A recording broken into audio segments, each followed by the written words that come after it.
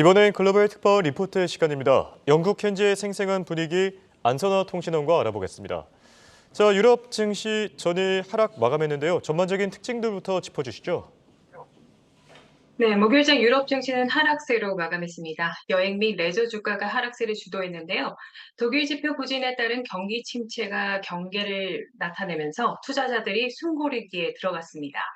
영국은 보합권에서 마무리했고요. 독일과 프랑스는 모두 0.1%대 하락했습니다. 유로스톡 50 지수 0.21% 하락 마감했고요. 네, 영국 지수에서 중국 지표 부진으로 중국에 노출된 금융주들이 바람이 빠지면서 하락세를 보였고, 파운드화 강세가 수출 중심 지수의 악재를 작용하면서 전반적으로 하락세를 보였습니다. 특징적으로 HSBC와 보험사 프루덴셜이 0.7%와 1.4% 하락했고요. 명품업체 버버리도 도이치뱅크가 목표 주가를 낮추면서 1.8% 하락했습니다. 반면 화학기업 존슨 맷데이와 주택 건자재 회사인 퍼거슨이 1, 2%대 상승했습니다. 네, 독일 지표에서 여행 및 레저 지수가 1.2% 하락하며 업종 손실을 주도했는데요.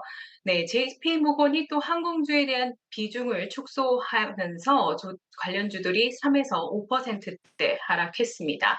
반면 유틸리티와 식음료 종목들 각각 0.4%, 0.1% 미세한 상승세를 보였고요.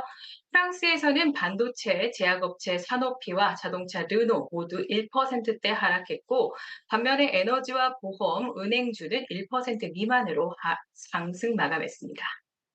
네, 유럽 증시의 전반적인 특징들 확인해 봤고요. 최근 유럽연합에 다시 가입해야 된다 이런 목소리가 커지는 가운데 영국이 법인세 감면을 골자로 한 경기부양 패키지를 내놨습니다. 그런데 일각에선 이런 얘기가 있습니다. 사실상 증세가 아닌가. 이 부분에 대해서 현지 반응들 짚어주시죠.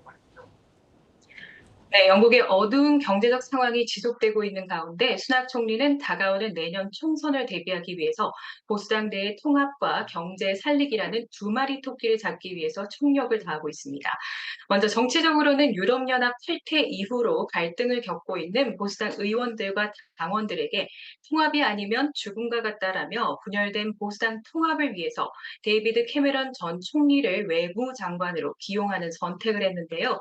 이는 최근 여론조사 결과 국민의 58%가 영국의 유럽연합 재가입에 찬성한 것으로 나타나고 있고, 친EU파인 캐메런 외무장관이 여러모로 당의 통합과 유럽연합의 협상 조율에 적합한 인물로 역할을 해줄 것을 기대하고 있기 때문입니다.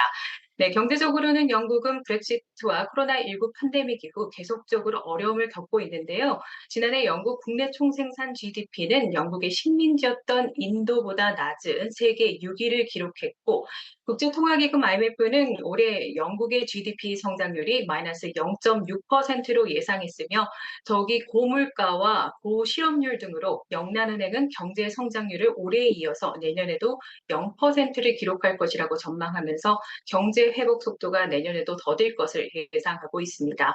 이에 따라 경기 부양책으로 수낙 총리는 11월 22일 연간 150억 파운드 규모의 법인세 감면을 내세웠는데요.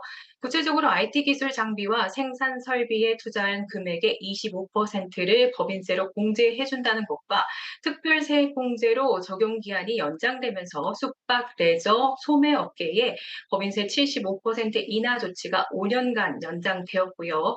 자동차, 항공우주, 생명공학, 재생에너지 산업과 제조업 분야도 2030년까지 45억 파운드 인센티브를 받을 예정입니다. 또한 인공지능 분야에서도 5억 파운드를 별도로 투자하기로 했는데요.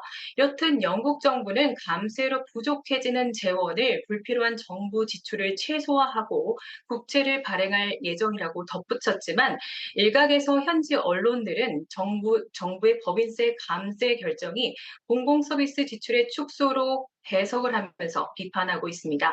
또한 정부의 임금 과세 동결 발표로 인해서 실질적으로 물가 상승률로 임금이 상승되면서 세금을 더 내야 되는 증세 상황이 나타나고 있는데요. 스텔스 세금이라고 비판도 받고 있고요.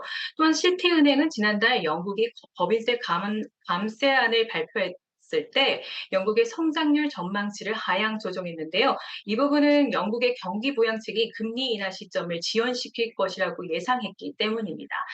현재 금융시장은 2024년 8월에 첫 번째 0.25%포인트 금리 인하를 예상하고 있습니다. 이상으로 한국경제TV 영국통신원 안선아였습니다.